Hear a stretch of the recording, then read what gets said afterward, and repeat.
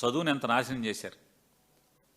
మీరు వచ్చిన తర్వాత ట్యాబులు బీకేశారు, పిల్లలకి నాణ్యమైన విద్యను అందించేదానికి పాడు చేశారు, ఇంగ్లీష్ మీడియం పాడు చేశారు.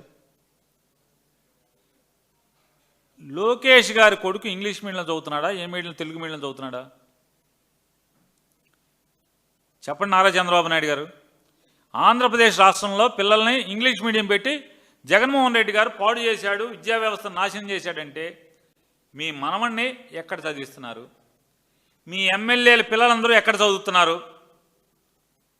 గుండెల మీద చేసుకు చెప్పండి ఎవడైనా. ఒక్క ఎమ్మెల్యే కొడుకు ఎవరైనా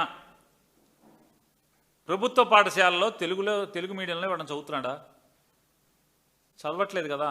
మీ ఇంట్లో చదవరు, మీ దగ్గర పనిచేసే వాళ్ళ ఇంట్లో చదవరు, మీ ఎమ్మెల్యేలు చదవరు, మీ మంత్రుల పిల్లలు చదవరు, మీ మంత్రుల మనవాళ్ళు చదవరు.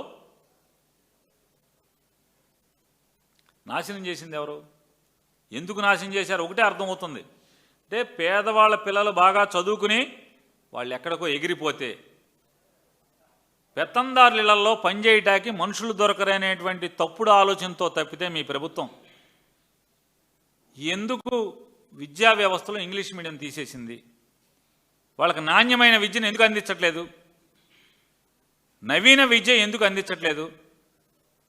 అందించకపోగా సర్వనాశనం చేసి జగన్మోహన్ రెడ్డి గారి మీద ఇంకా తప్పుడు మాటలు మాట్లాడటం.